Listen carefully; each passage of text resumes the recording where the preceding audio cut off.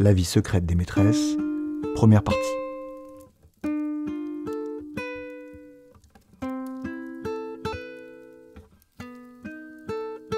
Pour la faire courte, Hubert était un garçonnet de 7 ans. Et comme tous les petits garçons de 7 ans, il était trop petit à son goût, trop bébé pour sa grande sœur, trop bruyant pour ses grands-parents, trop feignant pour son professeur de piano, trop bavard pour la bibliothécaire et trop fatigué pour ses parents qui lui demandaient toujours d'aller se coucher tôt alors qu'il n'en avait vraiment pas envie. Mais alors, vraiment pas. Et puis tôt, c'est quoi? Et puis à partir de quel moment c'est tard? Les parents d'Hubert ont le droit de se coucher tard, alors tard, c'est l'heure des parents? Ou alors est-ce que pour eux c'est encore tôt? Est-ce qu'il y a le tôt des enfants et le tôt des parents? Est-ce que si on se couche juste avant qu'il soit tard, c'est encore tôt? Est-ce que si on se couche juste après qu'il soit tôt, c'est déjà tard? Voilà toutes les questions qu'Hubert se posait quand il était au lit. D'ailleurs, ça l'empêchait de dormir. Alors pourquoi se coucher tôt? C'était toujours la même chose. Il essayait de fermer un œil, ça c'était facile, mais dès que c'était au tour du deuxième, le premier se rouvrait tout seul. Et même quand il tentait de commencer par le deuxième pour tromper sa petite cervelle, le premier s'en rendait compte et tout était à refaire depuis le début. Chaque soir, l'épreuve de l'endormissement était pire que la pire des épreuves des Jeux Olympiques et de la kermesse de l'école réunies.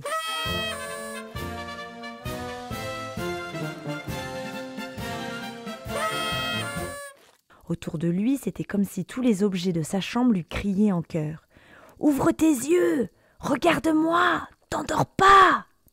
Les lattes de bois du plafond faisaient apparaître chaque soir de nouvelles formes. Les nœuds entrelacés des planches serrées les unes aux autres dessinaient tantôt une bouche de crocodile qui fume une cigarette, tantôt une banane avec des réacteurs, ou encore la tête de la voisine de profil avec une plume d'Indien dans les cheveux. La petite lumière du chargeur de pile était si forte qu'elle attirait son attention. Et comme le fil de son réveil se trouvait exactement entre lui et la loupiote, il bougeait légèrement sa tête pour que le câble empêche la lueur d'arriver jusqu'à lui. 1 centimètre dans un sens, et elle est cachée. Dans l'autre sens, on la revoit, on la voit plus, on la voit plus. Sur le bureau, en face de lui, était posé un pot à crayon en métal qui semblait changer de place à chaque fois qu'il tournait la tête. Et puis ce réveil qui affiche les chiffres des heures et des minutes. 22h22. C'est beau ça, 22h22. Ça fait 2, 2, 2, 2. Et 23h45. C'est pas mal non plus. 2, 3, 4, 5. Ah, minuit. C'est bien aussi. 0h00.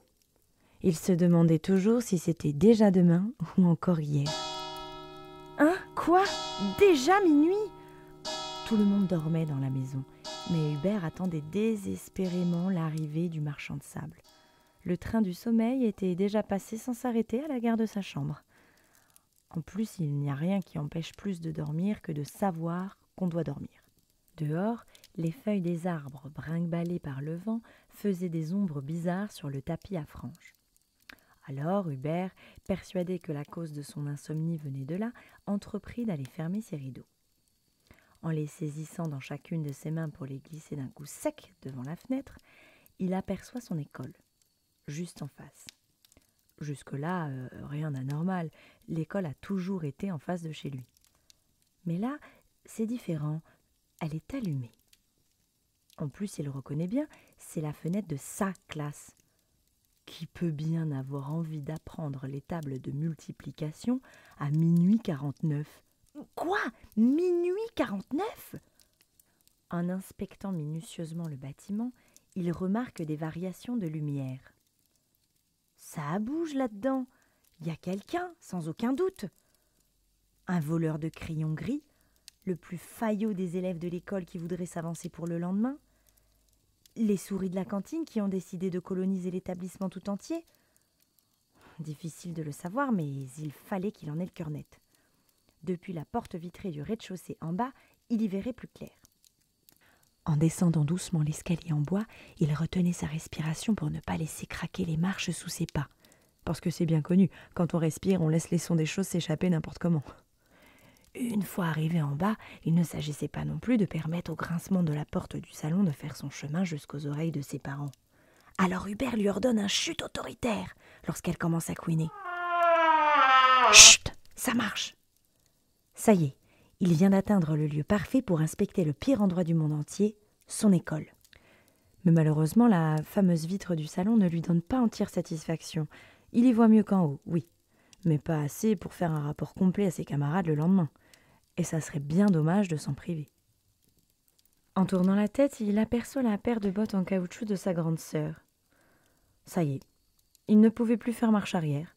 Il fallait les enfiler et aller voir dehors ce qui se passait vraiment. Ses parents seraient fous de rage s'ils apprenaient qu'il avait quitté la maison en plein milieu de la nuit. Mais quoi ? Premièrement, il ne le saurait jamais, et deuxièmement, Christophe Colomb n'a pas découvert l'Amérique en restant dans sa chambre à regarder le plafond.